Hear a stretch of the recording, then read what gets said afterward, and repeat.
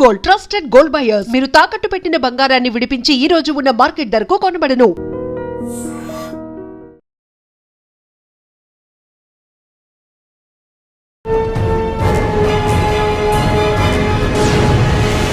Welcome to crime diaries. ఈ వారం మన గెస్ట్ 2012 బ్యాచ్ పోలీస్ ఆఫీసర్, పేరు దిలీప్ గారు, inspector cyber crimes, Hyderabad city. ఒకప్పుడు కన్నా ఇప్పుడు సైబర్ క్రైమ్ ఎక్కువగా పెరుగుతుంది కాబట్టి హైదరాబాద్ సిటీ పోలీసులు సైబర్ క్రైమ్ మీద ఎక్కువగా ఫోకస్ చేశారు.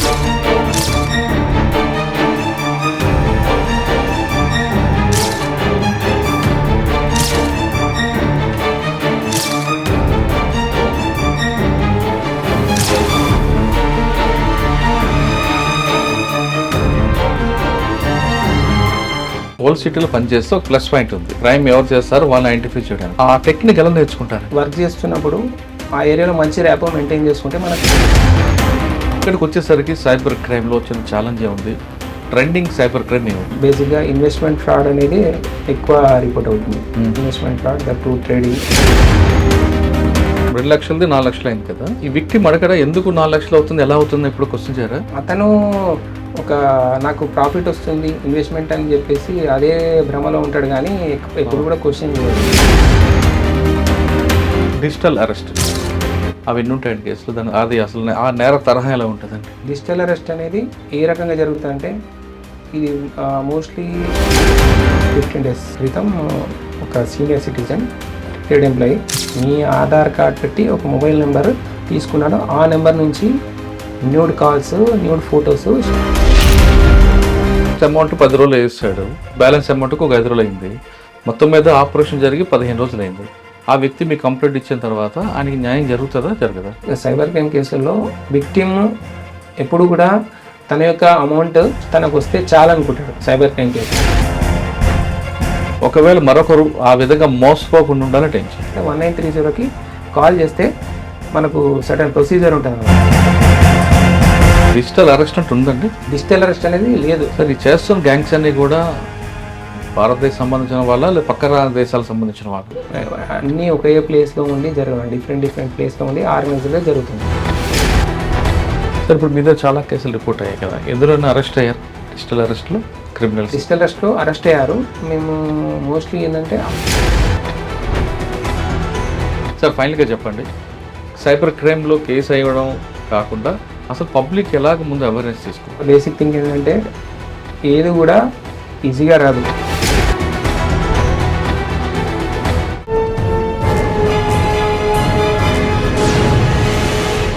Welcome to crime diaries. ఈ వారం మన గెస్ట్ 2012 బ్యాచ్ పోలీస్ ఆఫీసర్, పేరు దిలీప్ గారు, inspector cyber crimes, Hyderabad city. Present ఒకప్పుడు కన్నా ఇప్పుడు సైబర్ క్రైమ్ ఎక్కువగా పెరుగుతుంది కాబట్టి హైదరాబాద్ సిటీ పోలీసులు సైబర్ క్రైమ్ మీద ఎక్కువగా ఫోకస్ చేశారు. అంటే లా అండ్ ఆర్డర్తో కన్నా దీనికి ఎక్కువ ప్రయారిటీ ఇవ్వడంతో యంగ్ ఆఫీసర్లందరినీ సైబర్ క్రైమ్ తీసుకురావడం, ఎక్కువగా అవేర్నెస్ చేయడానికి హైదరాబాద్ సిపి సజ్జనార్ గారు ప్రత్యేక టీమ్స్ ఏర్పాటు చేశారు. అందులో భాగంగా ఇప్పుడు దిలీప్ గారి దగ్గర ఉన్న కేసులు ఏర్పాటు వస్తున్నాయి. ప్రజెంట్ హైదరాబాద్లో ట్రెండింగ్ సైబర్ క్రైమ్ ఏం జరుగుతుంది, జరిగిన తర్వాత ఏం చేయాలి, జరగకుండా మనం ఏం చేయాలి విషయాల్ని దిలీప్ గారిని తెలుసుకుందాం. దిలీప్ గారు నమస్తే అండి. సమస్య అండి. సైబర్ క్రైమ్ అంటూ ఒకప్పుడు మనిషి కనబడేవాడు, ఇప్పుడు కనబడకుండానే నేరాలు జరిగిపోతున్నాయి. అది కేవలం ఇంటర్నెట్ సహాయంతో మనలో ఉన్న వీక్నెస్ను, మనలో ఉన్న గ్రీడీను ఆసరాగా తీసుకొని క్రైమ్ చేస్తున్నారు. ఇప్పుడు సైబర్ క్రైమ్ అనేది కేవలం దేశంలో అంత ఉంది, హైదరాబాద్లో ఎక్కువ కనిపిస్తుంది. దీన్ని కంట్రోల్ చేయడానికి మనం ఏం చేయాలి, జరిగిన తర్వాత ఏం చేయాలి, జరగకుండా ఏం చేయాలి, ఈ విషయం చెప్పే ముందు దిలీప్ గారు బై ఛాన్సా బై చాయిస్ ఆ పోలీస్ ఇన్వాల్వ్ అయ్యింది? నేను బై చాయిస్ వచ్చాను. By choice, good. ఎలా? ప్యాషన్ ఉండే చిన్నప్పటి నుంచి కూడా. ఏ ఊరండి మీది? మాది Siddipet district, Gajwel. Gajwel, okay. Gajwel. So ఆ తర్వాత గ్రాడ్యుయేషన్ తర్వాత నాకు అవకాశం వచ్చింది కాబట్టి బై చాయిస్ ఇక్కడ వచ్చాను. అంటే అక్కడ గజ్వేల్లో అనగానే ఒకప్పుడు నక్సల్స్ మూవ్మెంట్ చూసి వచ్చారా, పోలీస్ ఆఫీసర్ని చూసి ఇందులో రావాలనుకున్నారా? నక్సల్ మూవ్మెంట్ అంటే అంత మాకు అప్పటి ఐడియా లేదు. సో మేము కాలేజ్ స్టడీస్కి వచ్చేంత వరకు అంత నక్సల్ మూమెంట్ అయితే లేదు. సో దట్ ఏంటంటే మా ఫ్యామిలీలో కూడా చాలామంది పోలీస్ డిపార్ట్మెంట్లో ఉన్నారు. ఎవరు? సో వాళ్ళు కూడా అంటే మా రిలేటివ్స్ చాలామంది ఉన్నారు. సో వాళ్ళని చూసి కూడా మేము వచ్చాం. అంటే పోలీస్ యూనిఫామ్ వేసుకోవాలని దీంట్లో వచ్చారా లేదా సర్వీస్ చేద్దామని వచ్చారా? యూనిఫామ్ వేసుకోవడం కొంతమంది సరదాగా ఉంటుంది. సర్వీస్ చేద్దామని వచ్చాం. దట్టు కూడా ఆ టైంలో గ్రాడ్యుయేషన్ టైంలో జాబ్ వచ్చింది, సెక్యూరిటీ ఉంటానని కూడా ఆ ఆప్షన్ కూడా చూసుకొని పోలీస్ డిపార్ట్మెంట్లోకి రావడం జరిగింది. 12 బ్యాచ్లో రాగానే ఫస్ట్ పోస్టింగ్ ఎక్కడ వచ్చింది? నేను ఫస్ట్ 2012 ఆఫ్టర్ ట్రైనింగ్ 2013లో ప్రొబేషనరీ ఎస్ఐగా పంజాగుట్ట పోలీస్ స్టేషన్లో 1.5 year వర్క్ చేశాము. తర్వాత ఇంటర్న్ సైదాబాద్కి ట్రాన్స్ఫర్ కావడం జరిగింది.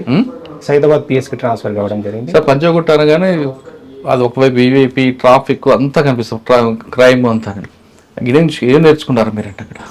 యాక్చువల్గా అది మేము వెళ్ళినప్పుడు పీక్ తెలంగాణ స్టేషన్ మూవ్మెంట్ నడుస్తుంది. సో దట్ ఎక్కువగా బందోబస్తులకి బాగా అక్కడ వివిఐపి జోన్ ఉంటుండే. దాంతోపాటుగా ఈ గవర్నమెంట్ ఎస్టాబ్లిష్మెంట్స్ ఎక్కువ ఉంటాయి కాబట్టి మోస్ట్లీ మేము పొద్దున్న వెళ్ళామంటే ఈవినింగ్ వరకు కూడా బందోబస్తులో ఉండేవాళ్ళము. దట్టు ఈ ఇన్వెస్టిగేషన్ అనేది చాలా తక్కువ జరిగేది అక్కడ. ఓకే, అక్కడ సైదాబాద్ వచ్చారా? తర్వాత నెక్స్ట్ ఫర్దర్గా 2014లో సైదాబాద్లో నెక్స్ట్ ఎంతకాలం పనిచేస్తారంటే సైదాబాద్లో ఆల్మోస్ట్ 2 years పనిచేశాను. అక్కడ కూడా ఏం నేర్చుకున్నారు, ఏం ఛాలెంజ్ వచ్చింది? అక్కడ మోస్ట్లీ సైదాబాద్ అంటే కొంచెం మిక్స్డ్ ఏరియా ఉంటుంది. సో దట్ అక్కడ సడన్గా ఇష్యూస్ వస్తాయి అన్నమాట. ఈ డిఫరెంట్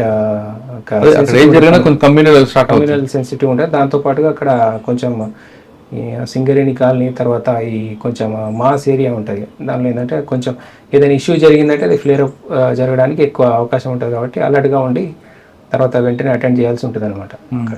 అలాగా 2 సంవత్సరాలు మీకు బాగా గుర్తుండిపోయిన ఒక సంఘటన చెప్పండి. అంటే మీరు ఇమీడియట్గా రియాక్షన్ కాకపోతే అది ఫ్లేర్ అప్ అవ్వడం కానీ లేదా క్రైమ్లో డిటెక్ట్ చేయడం కానీ.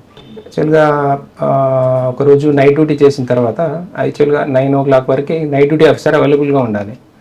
సో అప్పుడు జరిగింది ఏంటంటే ఎర్లీ మార్నింగ్ అవర్స్లో అరౌండ్ 8:30 మధ్యలో అక్కడ మనకు ధోబిఘాట్ అనే ఏరియా ఉంటుంది. టువర్డ్స్ సైదాబాద్ నుంచి సైదాబాద్ అవుతుంటాయి. సో ఆర్టీసీ బస్సు స్టూడెంట్ని వాళ్ళ నాన్న బాబుని తీసుకొని వెళ్తున్నాడు. అక్కడ సడన్గా యాక్సిడెంట్ జరిగింది. యాక్సిడెంట్ జరిగిన తర్వాత ఇంజురీ అయిందనమాట. అప్పటి వరకు కూడా అతను షిఫ్ట్ చేసినారు. షిఫ్ట్ చేసే టైంలో కొంచెం ఆ టైంలో డిఫరెంట్ కమ్యూనిటీ అనమాట.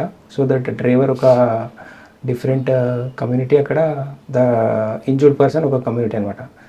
చాలా వరకు అక్కడ గ్యాదరింగ్ ఎక్కువైపోయింది. దట్టు ఆ ఏరియా మాదనపేట్ సైదాబాద్ ఐఎస్ఏదన్ కాబట్టి కొంచెం కమ్యూనల్ ఛాన్సెస్ ఎక్కువ ఉంటాయి అనమాట. చిన్న ఇష్యూని కూడా ప్రతిది కూడా కమ్యూనల్కి లింకప్ అయి ఉంటుంది. కాబట్టి ఏంటంటే అప్పుడు మేము అవైలబుల్గా ఉన్నాము. ఇమీడియట్గా సీనియర్ ఆఫీసర్ దృష్టిలో పెట్టి అది ఇంకా పెద్దది కాకుండా ఫ్లేర్ అప్ కాకుండా చూసుకున్నాం అనమాట. అది ఏంటంటే ప్రివెంటివ్ మెజర్స్లో ఇంకా మాకు అది మేము చేసింది గుడ్ వర్కే అనిపించింది ఆ టైంలో.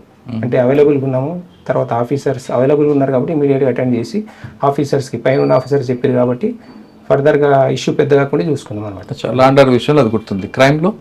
క్రైమ్లో తర్వాత అంటే నాకు ఇక్కడ నేను ఇన్స్పెక్టర్గా చేసినప్పుడు లాస్ట్ ప్రమోషన్ వచ్చిన తర్వాత నేను మీర్ చౌక్ డిటెక్టివ్ ఇన్స్పెక్టర్గా 2013 ఆగస్టులో పోస్ట్ అయ్యాను.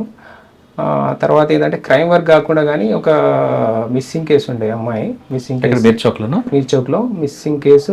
దట్టు ఏంటంటే సీనియర్ ఆఫీసర్స్ అది యాక్చువల్గా రిపోర్ట్ అయింది 2024 ఏప్రిల్లో రిపోర్ట్ అయింది. సో అది మిస్సింగ్ కేసు కాబట్టి సాధారణంగా సబ్ ఇన్స్పెక్టర్ ఇన్వెస్టిగేషన్ చేస్తారనమాట. సో ఏంటంటే అది అమ్మాయి మిస్సింగ్ ఉంది, మేజర్ అమ్మాయి. తర్వాత ఏంటంటే ఒక 4 months 5 months అవుతుంది. So that issue sensitive issue అనమాట. అమ్మాయి మిస్సింగ్. దట్టు ఏంటంటే వాళ్ళు అమ్మాయి తరఫు వాళ్ళు ఎలిగేషన్ పెడుతున్నారు అన్నమాట. సో అండ్ సో సస్పెక్ట్ ఉన్నాడు, కిడ్నాప్ చేసినట్టుగా వాళ్ళు ఎలిగేషన్ పెడుతున్నారు. దాంతోపాటు ఇన్వెస్టిగేషన్ నడుస్తుంది. కొంచెం ఇష్యూ సెన్సిటివ్ అయ్యేసరికి సీనియర్ ఆఫీసర్స్ ఇన్వెస్టిగేషన్ నాకు అసైన్ చేసినారు ఒక 6 months తర్వాత. సో దట్ ఏంటంటే అప్పుడు కొంచెం బాధ్యత పెరుగుతుంది కాబట్టి మళ్ళీ స్టార్టింగ్ నుంచి కూడా మేము ఇన్వెస్టిగేషన్ చేస్తూ ఓవరాల్గా అమ్మాయి డిఫరెంట్ కమ్యూనిటీకి సంబంధించిన వాళ్ళు. సో ఇష్యూ కొంచెం senior officers day to day monitoring ఉంటుండే. సో వాళ్ళని ఫైనల్గా మేము టెక్నికల్ ఎవిడెన్సెస్ యాక్చువల్గా ఇక్కడ అమ్మాయి ఇక్కడ అమ్మాయి. సో అబ్బాయి ఏంటంటే సోషల్ మీడియా ప్లాట్ఫామ్ పరిచయం అయిన తర్వాత వాళ్ళిద్దరు కలిసి వెళ్ళిపోతారు. వెళ్ళిపోయిన తర్వాత ఇక్కడ ఏం కూడా వాళ్ళతో అమ్మాయి major. So that A devices దాంతోపాటు ఏం కూడా ఇక్కడ మనకు ఎవిడెన్స్ ఏది కూడా వదిలిపెట్టి ఉండరు ఇక్కడ. కాబట్టి ఏంటంటే కొంచెం మళ్ళీ కూడా మేము ఫిజికల్గా అన్ని లొకేషన్స్ వెరిఫై చేసి టెక్నికల్ ఆధారాలు సంపాదించి వాళ్ళని తర్వాత టెక్నికల్గా ఎవిడెన్స్ కలెక్ట్ చేసుకొని వాళ్ళని తీసుకురావడం జరిగింది. ఒక 1 month కష్టపడ్డాము. దాదాపుగా ఆ కేసు గురించి మేము దాదాపు కంటిన్యూ ఒకటే కేసు మీద ఒక 1 month వర్కౌట్ చేసాం. ఫైనల్గా మేము తీసుకొచ్చాము. అది నాకు మెమరబుల్ కేసు. ఎలోప్మెంట్ లేదు, ఎలోప్మెంట్ కాదు, అది కిడ్నాప్ కాదు కదా. కాదు. బట్ దట్టు ఏంటంటే మళ్ళీ మన దగ్గరికి విక్టిమ్ వచ్చి చెప్పేంత వరకు కూడా మనం డిసైడ్ చేయలేము. సార్ సాధారణంగా ఉమెన్ మిస్సింగ్ కేసు కానీ గర్ల్ మిస్సింగ్ కేసు కానీ ట్రేస్ కాకపోతే ఇమీడియట్గా మీరు ఏసీపీకి ఎవరికి రిఫర్ చేస్తారు సార్. ఓకే, ఏసీపీ గారికి రిఫర్ చేసే కన్నా మీకు మధ్య ఎంతకాలం ఉంచుతుంది మీద పెట్టుకుంటారు పెండింగ్ అంటే మీరు అన్ని ఎఫర్ట్స్ పెడుతుంటారు, దానికి టైం బాండ్ ఉంటుందా లేదా ఎప్పటికైనా రిఫర్ చేయొచ్చు? మేము చూసాము అవ్వాలి కాలేదు మీరు చూడండి. టైం బౌండ్ అంటే ఏం లేదు సార్. అది మనం ప్రాపర్ ఇన్వెస్టిగేషన్ చేస్తున్నంత వరకు ఇన్వెస్టిగేషన్ ఆఫీసర్ దగ్గరనే ఉంటుంది. 360 degree అన్ని యాంగిల్స్లో ఇన్వెస్టిగేషన్ చేస్తాము. ఒకవేళ దాన్ని స్పెషల్గా ఏమన్నా రిక్వెస్ట్ చేసుకొని సీనియర్ ఆఫీసర్ కలిసినప్పుడు, లేదంటే ఈ మామూలుగా అయితే missing cases law and order నుంచి సిఐడి వాళ్ళకి వెళ్తాయి. అది కూడా ప్రాపర్గా through proper channel senior officers memo issue చేసిన తర్వాత అనేది ట్రాన్స్ఫర్ చేయాల్సి ఉంటుంది. కానీ ఇప్పటివరకు అయితే అన్డిటెక్టెడ్ కింద ఏ కేసు కూడా అమ్మాయిలకు సంబంధించి క్లోజ్ చేయము. 99% క్లోజ్ కావు. విత్ ఇన్ 3 monthsలో డిటెక్ట్ అయిపోతాయి. ఎఫర్ట్స్ పెట్టేస్తే కాలేదు అనుకుంటే 3 years అయినా కాలేదు, అప్పుడు ఏం చేస్తారు? అయినా కాలేదు అంటే ఇంకా మనకు స్పెషల్ రిక్వెస్ట్ మీద ఇంకా వాళ్ళు సీనియర్ ఆఫీసర్ చెప్పినట్టుగా వేరే డిపార్ట్మెంట్ ట్రాన్స్ఫర్ చేయడం కానీ లేదంటే ఐఓ చేంజ్ చేయడం కానీ జరుగుతుంది. Depending upon senior officers instruction. మీరు చౌక్ కదా, మీరు చౌక్ తర్వాత ఇక్కడికి వచ్చారు. మీరు చౌక్ తర్వాత నేను ఇక్కడ వచ్చానండి. మన 2025 May ఇక్కడ రిపోర్ట్ చేయడం జరిగింది. అంటే మీరు చాలాసార్లు మీరు చౌక్ చాలా కాలం పనిచేశారు. మీరు చౌక్ నేను అరౌండ్ 22 months పనిచేశాను అక్కడ. కానీ చాలా ఉంటాయండి కేసులు అక్కడ. చాలా ఉంటాయి కానీ అక్కడ బైక్ థెఫ్ట్ ఉంటుంది, స్నాచింగ్లు ఉంటాయి, రౌడీ షీటర్లు ఉంటారు. అది ఎక్కడో దొంగతనం మీ ఏరియాలో షెల్టర్ తీసుకుంటారు. అక్కడ మోస్ట్లీ ఎట్లా ఉంటుంది అంటే క్రైమ్ పాయింట్ ఆఫ్ వ్యూలో అక్కడ అంతా ధనికులు ఎవరు ఉండరు. అంటే ఇక్కడ ఏమన్నా దొంగతనం జరిగినా కూడా వాల్యూమ్ తక్కువ ఉంటుంది, లాస్ అమౌంట్ అనేది తక్కువ ఉంటుంది. సో దట్ ఏంటంటే అక్కడ చేసిన వాళ్ళు ఎవరైనా కూడా మనకు ఓల్డ్ సిటీలో జాబ్ చేస్తే ఏంటంటే మనకు అఫెండర్స్ని ఐడెంటిఫై చేయగలిగే ఒక ప్రొఫెషనలిజం అనేది ఏర్పడుతుంది అనమాట. వాళ్ళని చూసినామంటే దట్టు ఏంటంటే మనకు ఏరియాలో మంచి కమ్యూనికేషన్ ర్యాప్ మెయింటైన్ చేస్తే మనకు సోర్స్ కూడా ఇన్ఫార్మేట్స్ కూడా. మీరు ఓల్డ్ సిటీలో పనిచేస్తే ఒక ప్లస్ పాయింట్ ఉంది, క్రైమ్ ఎవరు చేస్తారో వాళ్ళని ఐడెంటిఫై చేయడానికి. ఆ టెక్నిక్ ఎలా నేర్చుకుంటారండి? అంటే వాడు ఫింగర్ ప్రింట్స్ చూడడం అది రొటీన్, అలా కాకుండా మన కళ్ళ ముందు కనిపిస్తుంటారు ఆయన. ఇప్పుడు అంటే మామూలుగా ఎట్లా ఉంటుందండి సార్, అక్కడ మనం వర్క్ చేస్తున్నప్పుడు ఆ ఏరియాలో మంచి ర్యాప్ మెయింటైన్ చేసుకుంటే మనకు ఆటోమేటిక్గా ఇన్ఫార్మెంట్స్ అనేవాళ్ళు పెరిగిపోతారు. సో వన్స్ మనం బిలీవ్ చేస్తే మనకు సోర్స్ ద్వారానే మనం ఐడెంటిఫికేషన్ అనేది ఈజీ అవుతుంది అనమాట. సో మనం నమ్మి ఖచ్చితంగా చెప్తారు. వన్స్ మనం బిలీవ్ చేసిరంటే మనం వాళ్ళ ఫోటో ఇచ్చినా లేదంటే వాళ్ళకి సంబంధించి పర్టికులర్ చెప్పినా ఎవరో ఒకరు మనకు రీచ్ అవుతారు. అల్టిమేట్గా ఓల్డ్ సిటీలో అది ఒక ప్లస్ పాయింట్ ఉంటుంది సార్. ఓల్డ్ సిటీలో ప్రజలు చాలా మంచివాళ్ళు, వాళ్ళు మనం నమ్మారంటే దగ్గర తీసుకుంటారు, ప్రాణం ఇస్తారు. అదేవిధంగా వాళ్ళ ఆచారాలు మనం గౌరవిస్తే ఖచ్చితంగా మనకి 24 hours కూడా ఏదో ఒక ఇన్ఫర్మేషన్ ఇస్తారంటారు, నిజమేనది? సార్ అది నిజమే. వాళ్ళతో పాటు బాగుండాలా, దాంతోపాటు చట్టపరిధిలో పనిచేయాలి. ఏది కూడా మనము ఓన్గా చేయకుండా చట్టపరిధిలో పనిచేస్తూ అంటే రౌడీల పట్ల టఫ్గానే ఉండాలి, మంచి వాళ్ళ పట్ల మంచిగానే ఉండాలి. సో ఓల్డ్ సిటీలో కల్చర్ ఒకటి ఉంటుంది, మనం ఎంత మంచిగా ఉంటే వాళ్ళు కూడా అంతే మంచిగా ఉంటారు. అంటే మన బయాస్ లాగా ఉండాలి, అంతే బయాస్ లేకుండా ఉండాలా. తోటి వాళ్ళు ఒకవేళ ఎవరైనా విక్టిమ్ పోలీస్ స్టేషన్కి వస్తే ఇమీడియట్గా మనము మాట్లాడితే ఆ రిలీఫ్గా ఫీల్ అవుతారు. తర్వాత కేసు రిజిస్టర్ చేసి వాళ్ళకు న్యాయం చేస్తామా లేదా తెలియదు, కానీ రిసీవింగ్ అనేది ప్రాపర్గా ఉంటే వాళ్ళు మన వైపే ఉంటారు. ఒక నేర్చుకున్నారు మీరైతే. ఎస్. ఓకే, సైబర్ క్రైమ్కి వచ్చారు. మీరు 2012లో డ్యూటీకి వచ్చేసరికి సైబర్ క్రైమ్ లేదు, ఏదో ఓటీపీకి లేవు, లాటరీ ఫ్రాడ్లు ఉండేవి, నైజీరియన్ ఫ్రాడ్ ఉండేది. మీరు చిన్నప్పుడు చూసే క్రైమ్ దొంగతనాలు, దోపిడీలు అవి చూస్తుంటారు. ఓకే, డిపార్ట్మెంట్లో వచ్చేసరికి ఆన్లైన్ ఫ్రాడ్ కూడా అవేం లేవు అప్పుడులో. నైజీరియన్ ఫ్రాడ్, లాటరీ ఫ్రాడ్ ఉండేవి. కానీ మీరు సీట్కి వచ్చేసరికి పెరుగుతున్న కొద్ది సైబర్ క్రైమ్ ఉండండి. ఇక్కడికి వచ్చేసరికి సైబర్ క్రైమ్లో వచ్చిన ఛాలెంజ్ ఏముంది, ట్రెండింగ్ సైబర్ క్రైమ్ ఏముందండి? ఇక్కడ వచ్చేసరికి యాక్చువల్గా మనకి లా అండ్ ఆర్డర్ తీసుకుంటే ఒక టార్గెట్ అనేది ఫిక్స్డ్ టార్గెట్ ఉంటుంది. మనం ఎవరి దగ్గరికి రీచ్ కావాలి, ఎవిడెన్స్ ఎట్లా కలెక్ట్ చేసుకోవాలి, ఫిక్స్డ్ టార్గెట్ ఉంటుంది అనమాట. అదే మనకు సైబర్ క్రైమ్కి వచ్చేసరికి మనము ఎవిడెన్స్ కలెక్ట్ చేసుకున్న కొద్దీ ఎనాలిసిస్ పార్ట్లో అందరినీ సస్పెక్ట్ చేస్తూ ఉంటాం. డిఫరెంట్ ప్యాటర్న్స్ వస్తుంటాయి. అల్టిమేట్గా మనకు ఒక సస్పెక్ట్ అనేవాడు ఉంటాడు అనమాట. సో దట్ ఏంటంటే ఇనీషియల్గా ప్రాక్టికల్గా చూసినప్పుడు అయితే మనము 100 అనుకుంటే 101 అవుతుండే, అట్లా ఉంటుంది అనమాట. ఈ సైబర్ క్రైమ్కి మనకు ఎండ్ పాయింట్ అనేది లేదు. కాబట్టి ఏంటంటే డిఫరెంట్ స్టేట్లో ఉంటారు అనమాట. ఇది ఆర్గనైజ్డ్ ఉంటుంది కాబట్టి ఇది ముందే టార్గెట్ అనేది ఫిక్స్ కాదు. డ్యూరింగ్ ఎనాలిసిస్ మనము కన్క్లూజన్కి వస్తాం అనుకుంటాం, కానీ అది కంప్లీట్ కాదు అట్లా అనమాట. ఈ కంటిన్యూస్ ప్రాసెస్ ఇది మనకు డిపెండింగ్ అపాన్ అవర్ స్కిల్ మనము రీచ్ కాగలుగుతాం. సార్, మీ సీట్లో కూర్చోసరికి అప్పుడు ట్రెండింగ్ ఏముందండి, ఇప్పుడే ఉంది? అప్పటి నుంచి కూడా నేను 8 మంత్స్ అవుతుంది, అరౌండ్ 8-9 మంత్స్ అవుతుంది. బేసిక్గా ఇన్వెస్ట్మెంట్ ఫ్రాడ్ అనేది ఎక్కువ రిపోర్ట్ అవుతుంది.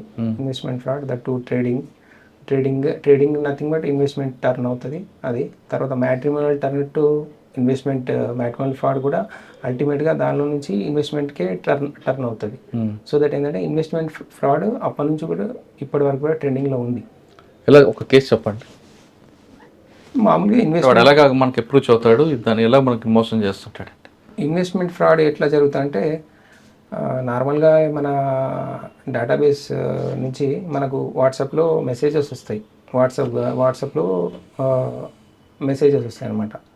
ట్రేడింగ్ సంబంధించి ప్లాట్ఫామ్, తర్వాత ఇన్వెస్ట్మెంట్ చేస్తే ప్రాఫిట్స్ వస్తాయని చెప్పి చెప్తారనమాట. తర్వాత వీళ్ళు వాళ్ళతో కంటిన్యూగా మాట్లాడితే వాళ్ళ ట్రాప్లోకి వెళ్ళిపోయిన తర్వాత వీళ్ళని ఒక వాట్సాప్ గ్రూప్లో యాడ్ చేస్తారు. ఈ విక్టిమ్ వాట్సాప్ గ్రూప్లో యాడ్ చేసి ఆ వాట్సాప్ గ్రూప్లో విక్టిమ్తో పాటు ఒక 20 మంది ఉంటే మిగిలిన వాళ్ళంతా కూడా ఫ్రాడ్స్టర్స్ సంబంధించిన వాళ్ళే గ్రూప్లో. సో ఏంటంటే వాళ్ళు ఈ ట్రేడింగ్ ప్లాట్ఫామ్లో వాళ్ళు షో చేస్తుంటారు అనమాట ప్రాఫిట్స్ని. స్క్రీన్ షాట్స్ పెట్టి వాళ్ళు షో చేస్తుంటారు, నాకు ఇంత ప్రాఫిట్ వచ్చింది, ఇంత ఇన్వెస్ట్మెంట్ చేస్తే ప్రాఫిట్ ఇంత వచ్చిందని విత్ స్క్రీన్ షాట్స్ అదే వాట్సాప్ గ్రూప్లో షేర్ చేస్తుంటారు. అప్పుడు విక్టిమ్ టెంప్టింగ్గా ఉండి నేను కూడా ఎందుకు ఇన్వెస్ట్మెంట్ చేయొద్దు అని చెప్పేసి ఆ కాన్సెప్ట్లో తను కూడా ఇన్వెస్ట్మెంట్ చేద్దాం అనుకునే లోపు ఆ trading platform, fake trading platform ఒక క్రియేట్ చేసి అతనికి రిజిస్టర్డ్ ఐడి పాస్వర్డ్ ఇస్తారనమాట. ఓకే. సో ఆటోమేటిక్గా అతను కూడా దానిలో యాడ్ అయిపోతాడు. వన్స్ వాళ్ళు ఇచ్చేది ఇన్వెస్ట్మెంట్ 2 lakhsకి ఇన్వెస్ట్మెంట్. సో అంటే ఒక mule account mule account details ఇచ్చేస్తే అతను యాడ్ చేస్తూ ఉంటాడు. 2 lakhs యాడ్ చేయగానే దానికి సంబంధించిన ప్రాఫిట్ విత్ ఇన్ 1-2 hours-లోనే ఆ 2 lakhs 2.5 lakhs అయిపోతుంది అక్కడ. సో ఇతనితో పాటు వేరే వాళ్ళు కూడా స్క్రీన్ షాట్ పెడుతూనే ఉంటారు అనమాట. ఇతను అది అవాస్తవం అని తెలిసేంత వరకు కూడా వాళ్ళు మిగతా వాళ్ళు కూడా స్క్రీన్ షాట్స్ పెడుతూనే ఉంటారు ప్రాఫిట్ ఎంత వచ్చింది అనేది. సో ఇతను కూడా అందులో ఇతనికి ఇచ్చిన ఐడి పాస్వర్డ్ తోని విర్చువల్గా చూసుకుంటే ఇతను కూడా ప్రాఫిట్లోనే ఉంటుంది. 2 లక్షలు ఉంది, రేపు 4 లక్షలు అయిపోతుంది. అటెంప్టింగ్ ఏం చేస్తాడు, మళ్ళీ ఇంకో 10 లక్షలు ఇన్వెస్ట్మెంట్ చేస్తాడు. 10-20 అయిపోతాయి, 30 షో చేస్తుంది. ఎప్పుడైతే ఇతను విత్డ్రాకి వెళ్తాడో తర్వాత దీనిపైన ట్యాక్స్ ఉంది, ట్యాక్స్ పే చేయాలి అని చెప్తారనమాట. సో ఏంటంటే విత్డ్రాకి వెళ్తే ట్యాక్స్ కడితే ఏముందిలే అన్నట్టు ఇనిషియల్గా పేమెంట్ చేస్తాడనమాట. తర్వాత అదేవిధంగా అతనికి అమౌంట్ అయితే రిటర్న్ రావు, అతనితోని ఇన్వెస్ట్ చేసిన అమౌంట్ వెళ్ళిపోతుంది, ట్యాక్స్ పే చేయమంటున్నారు కదా ఆ అమౌంట్ కూడా వెళ్ళిపోతుంది అనమాట. అట్లా ఎప్పుడు కూడా ఫేక్ ట్రేడింగ్ ప్లాట్ఫామ్స్లో ఇన్వెస్ట్మెంట్ చేస్తే. సార్, ఇప్పుడు 2 లక్షలది 4 లక్షలు అయింది కదా, ఓకే, ఈ విక్టిమ్ అడగరా ఎందుకు 4 లక్షలు అవుతుంది, ఎలా అవుతుంది, ఇప్పుడు క్వశ్చన్ చేయరా? అతను నాకు ప్రాఫిట్ వస్తుంది ఇన్వెస్ట్మెంట్ అని చెప్పేసి అదే భ్రమలో ఉంటాడు, కానీ ఎప్పుడు కూడా క్వశ్చన్ చేయడు. ఒకవేళ అతను విత్డ్రావల్కి వెళ్ళినప్పుడు ట్యాక్స్ పేమెంట్ చేయమని, తర్వాత మీ లిమిట్ ఇంతే ఉందని చెప్పేసి వాళ్ళు నమ్మించడానికి ప్రయత్నం చేస్తారు. ఓకే సార్, ఈ ఎంఓలో అంటే ఈ తరహా నేరాలు మీ కంప్లైంట్లు వచ్చాయన్నా? నేను యాక్చువల్గా ఇప్పుడు డిజిటల్ సంబంధించి మోడస్ ఆపరెండి కేసెస్ చూస్తున్నాను. అంటే ఇన్వెస్ట్మెంట్ ఫ్రాడ్ కూడా జరుగుతుంది. ఓకే, అందులో పడకుండా ఉంటే ఏం చేయాలి మనం? ఇన్వెస్ట్మెంట్ ఫ్రాడ్ మనకు ఒకటి ఏంటంటే ఇందులో యాక్చువల్గా ఏది కూడా అంత ఈజీగా రాదు. మనము రిజిస్టర్డ్ ప్లాట్ఫామ్స్ ఉంటేనే, ట్రేడింగ్ ప్లాట్ఫామ్స్ ఉంటేనే అది యాజ్ పర్ సెబీ రూల్స్ దాని ప్రకారమే ట్రేడింగ్ చేయాల్సి ఉంటుంది. దాంతోపాటు కూడా ఎవరు కూడా వన్స్ మనల్ని మనీ అడుగుతున్నారు, మనీ పే చేయమంటున్నారు అంటే అది ఖచ్చితంగా ఫ్రాడే. దాంతోపాటు ఈ విషయం ఎవరికి చెప్పొద్దు అని కూడా చెప్తారనమాట ఈ విషయం. సో దట్ మనము ఇంకా ఇన్వెస్ట్మెంట్ ఫ్రాడ్ అంటే బాధితుడు సెల్ఫ్గా అంటే అతని ఇంట్రెస్ట్తోని అఫెన్స్లోకి ఎంటర్ అవుతున్నట్టుగా మనం భావించగలుగుతాం. అంటే ఇంకొక విక్టిమ్ కాకుండా ఉండాలంటే ఏం చేయాలి? అంటే ప్రతి ఇన్వెస్ట్మెంట్ చాలా ఉంటాయి కదా, మంచి ట్రేడింగ్ కంపెనీలు ఉంటాయి, లైసెన్స్ కంపెనీలు ఉన్నాయి కదా, అందులో కూడా ఇన్వెస్ట్ చేయొద్దా? అవి ఇది సెబీలో రిజిస్టర్ అయినవి మాత్రమే మనము చేయాలి. అది మాత్రమే మనము జెన్యున్ ప్లాట్ఫామ్గా ట్రీట్ చేస్తాం అనమాట. యాక్చువల్గా వేరే అన్నీ కూడా ఫేకే ఆల్మోస్ట్ అన్నీ కూడా. ఓకే సార్, ఇప్పుడు ఇది కాకుండా డిజిటల్ అరెస్ట్ అవి ఎన్ని ఉంటాయండి కేసులు? దాని అది అసలు ఆ నేర తరహా ఎలా ఉంటుందండి? డిజిటల్ అరెస్ట్ అనేది ఏ రకంగా జరుగుతుందంటే ఇది మోస్ట్లీ సీనియర్ సిటిజన్స్ ఎఫెక్ట్ అవుతున్నారు డిజిటల్ అరెస్ట్ కేసెస్ సంబంధించి. అదేవిధంగా pensioners, retired employees, most affected people వీళ్ళు. డిజిటల్ అరెస్ట్ అనేది ఎట్లా జరుగుతుందంటే ఇనీషియల్గా మనకు వాయిస్ కాల్స్ వస్తాయి, వాయిస్ కాల్స్, వాట్సాప్ కాల్స్ వస్తాయి. వాట్సాప్ కాల్స్ ద్వారా ఇనీషియల్గా ఏమంటారంటే కాల్ చేస్తారు. కాల్ చేసి సో అండ్ సో నేను పోలీస్ ఆఫీసర్స్ మాట్లాడుతున్నాను ఇంట్రడ్యూస్ చేసుకుంటారు. ఇంట్రడ్యూస్ చేసుకున్న తర్వాత మీ యొక్క మేము కస్టమ్స్ ఆఫీసర్స్ అని కానీ, సిబిఐ ఆఫీసర్స్ అని కానీ, ఈడీ ఆఫీసర్స్ అని కానీ, తర్వాత ఇంకా పలు రకాలుగా ఆఫీసర్స్ అని చెప్తారు. చెప్పిన తర్వాత వాళ్ళని ఇంట్రడ్యూస్ చేసుకున్న తర్వాత నెక్స్ట్ ఏమని చెప్తారంటే పలు రకాలుగా చేస్తారు. ఇది కూడా ఏమని చెప్తారంటే మాకు ఇక్కడ ఒక కేసు రిపోర్ట్ అయింది, హ్యూమన్ ట్రాఫికింగ్ కేసు రిపోర్ట్ అయింది. హ్యూమన్ ట్రాఫికింగ్ కేసులో మీకు సంబంధించిన ఐడి ప్రూఫ్స్ దొరికినాయి, ఇక్కడ మీ పేరు మీద ఉన్నాయి, అందులో లభ్యమైనటువంటి మొబైల్ నెంబర్స్ మీ ఆధార్ పేరు మీద ఉన్నాయి అని చెప్పేసి ఫస్ట్ ఇనిషియల్గా వాట్సాప్ కాల్స్ చేస్తారు. చేసిన తర్వాత ఏంటంటే కొంచెం ఓల్డ్ ఏజ్డ్ కాబట్టి వాళ్ళు కొంచెం ప్యానిక్ సిచ్యువేషన్లో ఉంటారు. దట్టు పొలైట్గా ఉంటారు కాబట్టి ఈజీ టు బిలీవ్ అనమాట. ఇక్కడ నుంచి కాల్ చేసినప్పుడు క్వశ్చన్ చేయలేరు. దాంతోపాటు వాళ్ళు ఇంకా ఏంటంటే యాక్చువల్గా ఓల్డ్ ఏజ్ పీపుల్, తర్వాత పెన్షనర్స్, రిటైర్డ్ ఎంప్లాయీస్ ఎందుకు టార్గెట్ చేస్తారంటే అక్యుములేటెడ్ మనీ ఉంటాయి వాళ్ళ దగ్గర, పెన్షన్స్ ఉంటాయి, దాంతోపాటు వాళ్ళ సేవింగ్స్ ఉంటాయి. దాంట్లో వాళ్ళకి ఎలా తెలుస్తుందండి వీళ్ళు ఓల్డ్ ఏజ్ అని? ఓల్డ్ ఏజ్ అని వీళ్ళకి ఎట్లా తెలుసా, నాకు డిఫరెంట్ ఫామ్స్లో వాళ్ళు తీసుకుంటుంటారు. అది ఇప్పుడు ప్రస్తుతం అంటే మనం ఎప్పుడైతే మన ఐడెంటిటీ మనము సోషల్ మీడియాలో కూడా పెట్టడం ద్వారా కూడా తెలుస్తుంది, సోషల్ మీడియా ప్లాట్ఫామ్స్ ద్వారా కూడా తెలుస్తుంది. దాంతోపాటు డిఫరెంట్ వేస్లో వాళ్ళు కలెక్ట్ చేసుకుంటుంటారు అనమాట. సో దట్ అదొకటి. అక్యుములేటెడ్ సేవింగ్స్ ఉంటాయి, పెన్షన్స్ ఉంటాయి. దాంతోపాటుగా వీళ్ళు ఏంటంటే డిజిటల్గా లెస్ లిటరసీ ఉంటుంది కాబట్టి లిమిటెడ్ లిటరసీ ఉంటుంది. దాంతోపాటు వీళ్ళు ఏంటంటే ఈజీగా వాళ్ళు ప్రెషర్ అయ్యి ఈజీగా వాళ్ళలో పండికి ఛాన్స్ ఉంటుంది కాబట్టి టార్గెట్ వాళ్ళే చేసుకుంటారు అనమాట. అది జరుగుతుంది.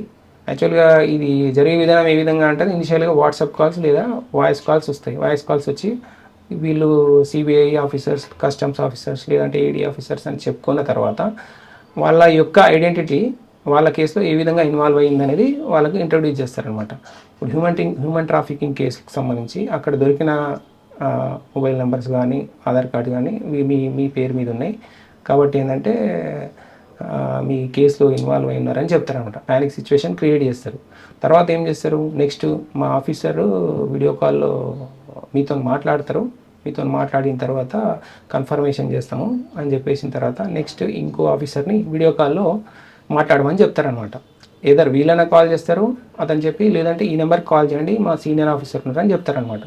సో దట్ ఏంటంటే వీడియో కాల్లో అంత సెటప్ రెడీ ఉంటుంది, ఈ పోలీస్ స్టేషన్ సెటప్ రెడీ ఉంటుంది అనమాట. ఆఫీసర్ మనకి యూనిఫామ్ ధరించి ఉంటాడు, దాంతోపాటు ఈ మ్యాన్ ప్యాక్ పక్కన ఉంటుంది. దాంతోపాటు అదే టైం కాల్ వచ్చినట్టు, తర్వాత సబార్డినేట్ వచ్చింది రావడంతో ఆయనకు పని చెప్పినట్టు వీడియో కాల్లో అన్నీ పోలీస్ సెటప్ సెటప్ ఉంటుంది. బిలీవ్ చేస్తాడు. బిలీవ్ చేసిన తర్వాత ఇట్లా జరిగింది, హ్యూమన్ ట్రాఫికింగ్ కేసులో ఇన్వాల్వ్ అయినారు. యాక్చువల్గా మళ్ళీ హ్యూమన్ ట్రాఫికింగ్ కేసు ఎట్లా జరిగింది అని అంటే, అక్కడ సో అండ్ సో పర్సన్ మాకు అక్కడ ఎయిర్పోర్ట్లో డిటైన్ చేసినాము. డిటైన్ చేసినప్పుడు అతను హ్యూమన్ ట్రాఫికింగ్ కేసులో ఉన్నాడు. అతని దగ్గర దొరికిన కొన్ని మెటీరియల్ ఆబ్జెక్ట్స్లో మీ ఆధార్ కార్డులు ఉన్నాయి, మీకు సంబంధించిన మొబైల్ నెంబర్స్ ఉన్నాయి అని చెప్తారనమాట. చెప్పిన తర్వాత ఇతను విక్టిమ్ ఏం చేస్తాడు, ఇంకా కొంచెం ఆందోళన గురవుతాడు. గురైన తర్వాత అతను ఏం చెప్తాడంటే, మళ్ళీ ఈ సెకండ్ పోలీస్ ఆఫీసర్ ఎవరైతే ఉన్నారో అతను కూడా మంచిగా బ్రీఫ్ చేస్తాడనమాట. ఏం కాదు, మీ యొక్క జెన్యున్నెస్ చెక్ చేయాలంటే మీరు షూరిటీగా ఇంత అమౌంట్ పెట్టాల్సి ఉంటుంది, దాంతోపాటు మీకు ఒక అరెస్ట్ వారెంట్ ఉంది అని చెప్పేసి ఫేక్ అరెస్ట్ వారెంట్ కూడా వాట్సాప్లో పెడతాడనమాట. వాళ్ళు చూసుకునేసరికి నిజమే అని నమ్ముతారు. తర్వాత నెక్స్ట్ ఏం జరుగుతుందంటే, మీ యొక్క డీటెయిల్స్ అన్నీ కూడా మాకు బ్యాంక్ అకౌంట్ డీటెయిల్స్, ఎఫ్డీస్, ఆర్డీస్ అన్నీ కూడా మాకు చెప్పిన ఫార్మాట్లో మాకు ఇవ్వండి అని చెప్తారనమాట. ఎంతెంత ఉన్నాయని చెప్పేసి ఆ ఫార్మాట్ కూడా వీళ్ళే ఇస్తారు. వాట్సాప్లో మళ్ళీ కమ్యూనికేట్ చేస్తారు. చేసిన తర్వాత సో ఇది కేసు కాబట్టి మిమ్మల్ని అరెస్ట్ చేయకుండా ఉండాలంటే ఇంత షూరిటీ కింద ఇవ్వాలి, ఫండ్స్ మీరు జెన్యున్ అని తేలిన తర్వాత మీ ఫండ్స్ మీకు రిటర్న్ చేస్తామని చెప్పి నమ్మిస్తారనమాట. సో దట్ ఏంటంటే మళ్ళీ కూడా చెప్తారు, మీరు బ్యాంకుకి వెళ్ళిన తర్వాత అక్కడ బ్యాంక్ మేనేజర్ అడుగుతారు, మీకు ఇంత డిపాజిట్ ఎందుకు చేస్తున్నాం అని అంటే ప్రాపర్టీ పర్చేజ్ చేస్తున్నాం అని చెప్పాలి, లేదంటే నమ్మించే విధంగా మళ్ళీ మీ ఫోన్ కూడా ఆన్లోనే ఉండాలని చెప్తారు మీరు మళ్ళీ. ఎందుకంటే వన్స్ ఒకవేళ మీరు ఎవరితోనో ఇది లీక్ చేస్తే మిమ్మల్ని అరెస్ట్ చేస్తాము, అట్లా లీక్ చేయొద్దు అని చెప్పేస్తే మళ్ళీ ఎవరికన్నా తెలిస్తే అరెస్ట్ చేస్తారని చెప్పేసి అది కూడా వాళ్ళు ఫోన్ ఆన్లోనే పెట్టుకొని వెళ్తారు. అక్కడ మళ్ళీ అక్కడ వీళ్ళు విక్టిమ్ కూడా అక్కడ కన్విన్స్ చేస్తారు, బ్యాంక్ మేనేజర్ని కన్విన్స్ చేస్తారు. డిపాజిట్ జరుగుతూనే ఉంటాయి అనమాట. మోస్ట్లీ ఆర్టీజీఎస్ చూస్ చేసుకుంటారు. డే టైంలో ఆర్టీజీఎస్ 2 lakhs కంటే ఎక్కువ ఎంతైనా మనం డిపాజిట్ చేయొచ్చు కాబట్టి ఆర్టీజీఎస్ అకౌంట్ నెంబర్ ఇస్తారు, ఆర్టీజీఎస్ అనమాట. సో అట్లా చేస్తుంటారు అనమాట. సార్, ఈ చెప్పిన నేర తరహాలో హైదరాబాద్లోని కేసులు మీ దగ్గర? మా దగ్గర రీసెంట్గా రిపోర్ట్ అయినాయి. లాస్ట్ 2 months నుంచి ఒక 5 cases రిపోర్ట్ అయ్యాయి. ఒక కేసు గురించి చెప్పగలరా? రీసెంట్గా మనకి 15 days క్రితం ఒక సీనియర్ సిటిజన్ రిటైర్డ్ ఎంప్లాయీ మా దగ్గరకు వచ్చాడు. తర్వాత ఏంటంటే అతను ఒక 15 days నుంచి దాంట్లోనే ఉన్నాడు అనమాట. కేసు వాళ్ళు 15 days ఇనీషియల్గా అతను ఏమీ నమ్మలేదు. తర్వాత డబ్బులు అమౌంట్ వేసిన తర్వాత వాళ్ళకి తెలిసిన పర్సన్ వచ్చి, ఎందుకు నువ్వు అంటే 15 days నుంచి ఎటుపోయినావు, బయటకు రావట్లేదు, ఫోన్ కూడా అటెండ్ చేయట్లేదు అని అంటే అప్పుడు చెప్పాడు అనమాట. లేకపోతే అది కంటిన్యూ అయ్యేది, ఇంకా కూడా డబ్బులు వేసేవాడు అనమాట. సో దానికి సంబంధించి ఫ్యాక్ట్స్ ఏముందంటే, అతనికి కాల్ వచ్చింది, ఇనిషియల్గా కాల్ వచ్చింది,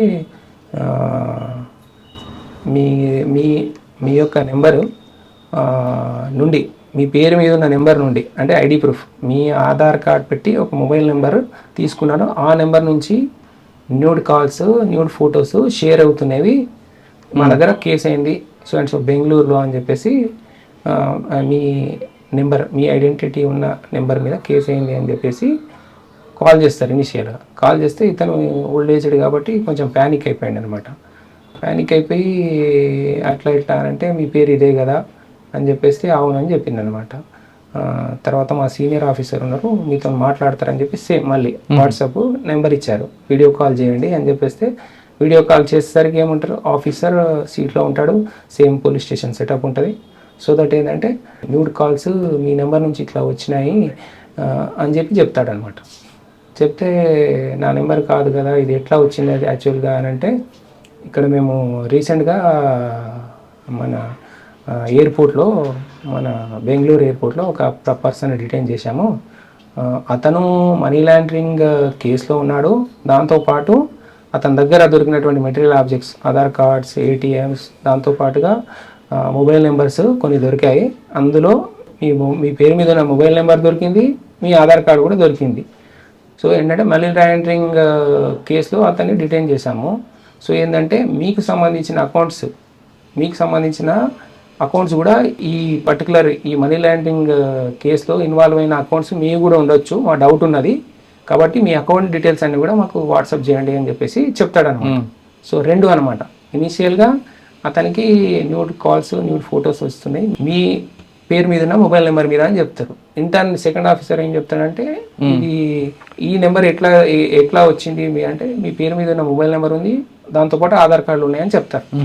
సో దట్ ఏంటంటే రెండు సిచ్యువేషన్లు ఉంటాయి. దాంతోపాటు ఇంకా వీళ్ళ దగ్గర ఎన్ని ఫండ్స్ ఉన్నాయో తెలుసుకోవడానికి ఏం చేస్తారంటే ఈ మనీ లాండరింగ్ యాక్ట్ కేసు అయింది కదా, మీకు సంబంధించిన అకౌంట్స్ ఈ కేసులో ఇన్వాల్వ్ అయినట్టునే మొత్తం కూడా మీ దగ్గర ఉన్న ఎఫ్డీలు, ఆర్డీలు డీటెయిల్స్ అన్నీ, దాంతోపాటుగా మీ దగ్గర ఉన్న అకౌంట్స్ డీటెయిల్స్ ఎన్ని ఉన్నాయో ఆ డీటెయిల్స్ అన్నీ కూడా మాకు పంపించండి అని చెప్పేసి ఒక ఫార్మాట్లో అడుగుతారనమాట. సో అతను ఉన్న ఫండ్ అంతా వీళ్ళకి చేరిపోతుంది అంటే డీటెయిల్స్.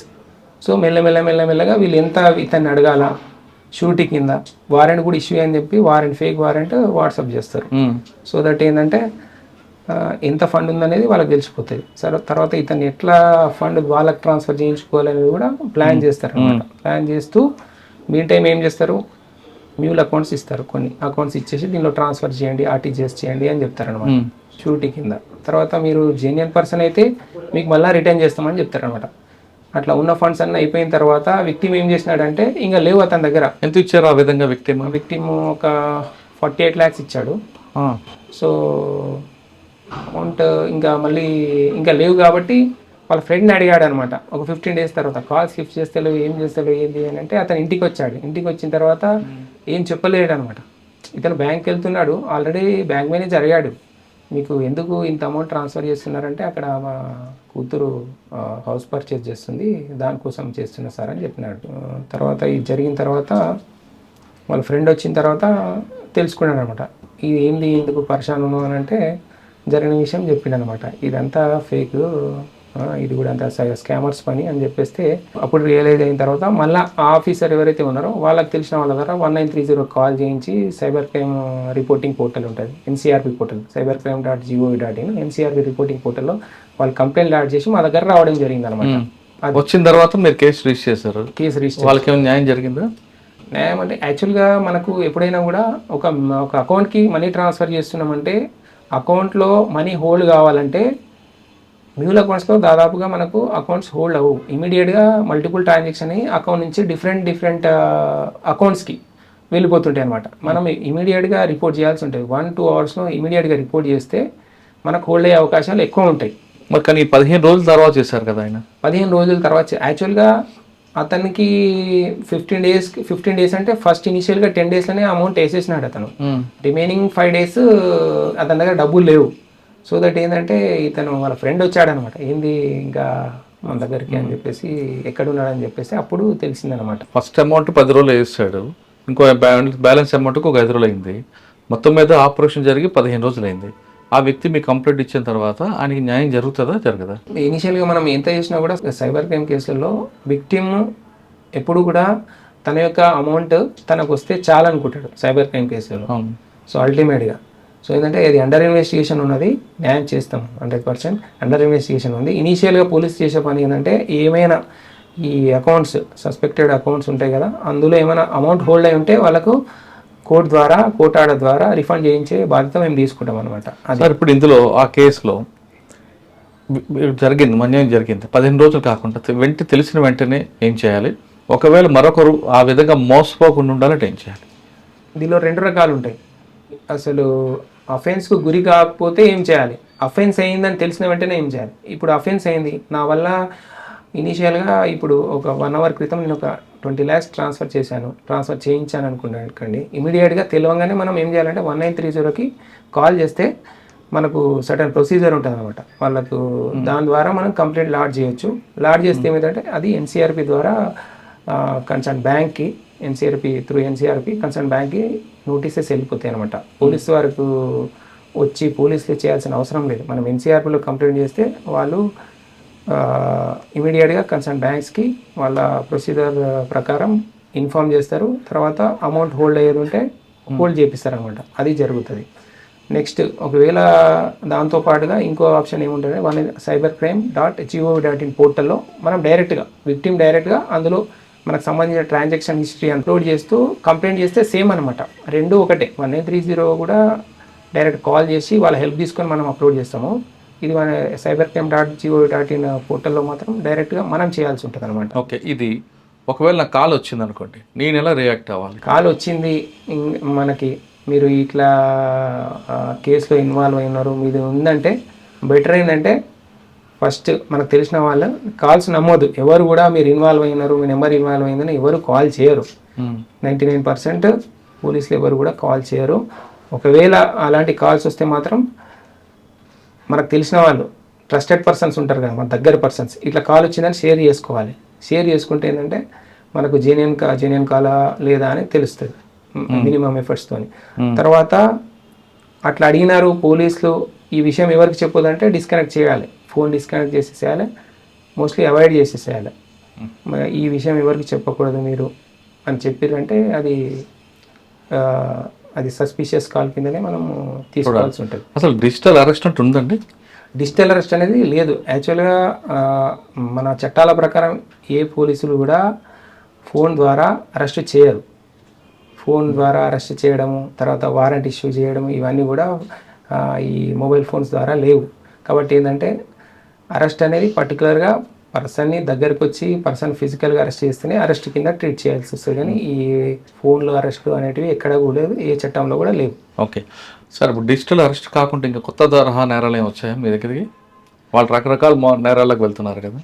మనకు రెగ్యులర్ అంటే డిజిటల్ అరెస్ట్ కాకుండా ఇన్వెస్ట్మెంట్ ఫ్రాడ్స్ ఉంటాయి, డిజిటల్ అరెస్ట్ ఉంటుంది, matrimonial fraud, turn to investment fraud. Matrimonial ఫ్రాడ్లో అంటే మ్యాట్రిమోనియల్ వెబ్సైట్లో తన రిజిస్టర్ చేసుకొని సస్పెక్ట్, తర్వాత ఏం చేస్తారు, అదర్ పర్సన్ ఎవరైతే విక్టిమ్ ఉన్నాడో విక్టిమ్ నుంచి కూడా డబ్బులు తీసుకుంటాడు అనమాట. నథింగ్ బట్ ఇన్వెస్ట్మెంట్ చేయిస్తుంటాడు అనమాట ఏదో ఒక తరహాలో, అది కూడా టర్న్ అవుతుంది. అల్టిమేట్గా ఏ అఫెన్స్ ఉన్నా కూడా, ఏ తరహా నేరం ఉన్నా కూడా అది ఇన్వెస్ట్మెంట్కి టర్న్ అవుతుంది. సార్, ఈ చేస్తున్న గ్యాంగ్స్ అన్నీ కూడా భారతదేశం సంబంధించిన వాళ్ళ లేదా పక్క దేశాలకు సంబంధించిన వాళ్ళ? యాక్చువల్గా ఇది ఆర్గనైజ్డ్ క్రైమ్ ఉంటుంది. మోస్ట్లీ అందరు ఇన్వాల్వ్ అయి ఉంటారు, అన్ని స్టేట్స్ వాళ్ళు ఉంటారు. కాకపోతే ఏంటంటే ప్యాటర్న్ అనమాట ఇది. ఒకటి అకౌంట్స్ ఇచ్చే వాళ్ళు ఒకరు ఉంటారు, బెనిఫిషరీ అకౌంట్స్ నుంచి బెనిఫిట్ పొందే వాళ్ళు ఒకరు ఉంటారు, ఆపరేట్ చేసే వాళ్ళు కొందరు ఉంటారు అనమాట. ఈ ఎంటైర్ ఆపరేషన్ని ఆపరేట్ చేసే వాళ్ళు కొందరు అనమాట. అదనమాట ఒక దగ్గర జరగదు ఇది, అన్నీ ఒకే ప్లేస్లో ఉండి జరగదు, డిఫరెంట్ ప్లేస్లో ఉండి ఆర్గనైజ్డ్గా జరుగుతుంటాయి. సార్, ఇప్పుడు మీ దగ్గర చాలా కేసులు రిపోర్ట్ అయ్యాయి కదా, ఎందులోనే అరెస్ట్ అయ్యారు? డిజిటల్ అరెస్ట్లో క్రిమినల్స్ డిజిటల్ అరెస్ట్లో అరెస్ట్ అయ్యారు.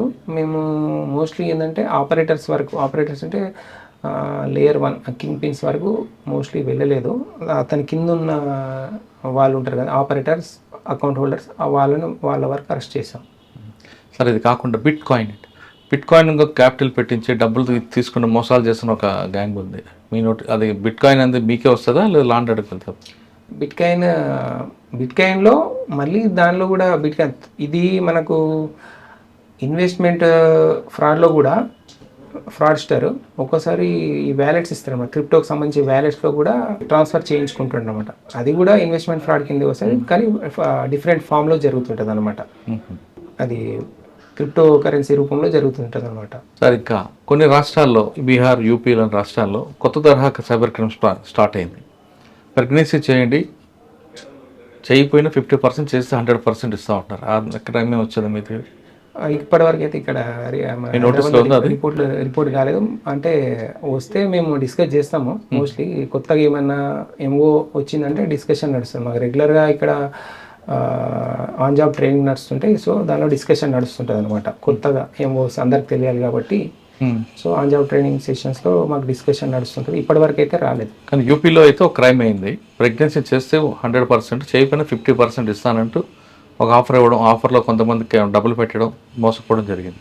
ఆ తరహా మీద వచ్చినట్లేదు? లేదు సార్, ఇక్కడ లేదు. సార్, ఫైనల్గా చెప్పండి, సైబర్ క్రైమ్లో కేసు అయ్యడం కాకుండా అసలు పబ్లిక్ ఎలాగ ముందు అవేర్నెస్ తీసుకోవాలి? బేసిక్ థింగ్ ఏంటంటే ఏది కూడా ఈజీగా రాదు, ఎర్నింగ్ అదేవిధంగా కష్టపడితేనే డబ్బులు వస్తాయి. Basic thing. అత్యాశకు పోతే మాత్రం మోస్ట్లీ మన యొక్క అత్యాశనే ఆసరగా చేసుకొని సైబర్ ఫ్రాడ్స్టర్స్ వాళ్ళ యొక్క పని సులభతరం చేసుకుంటున్నారు.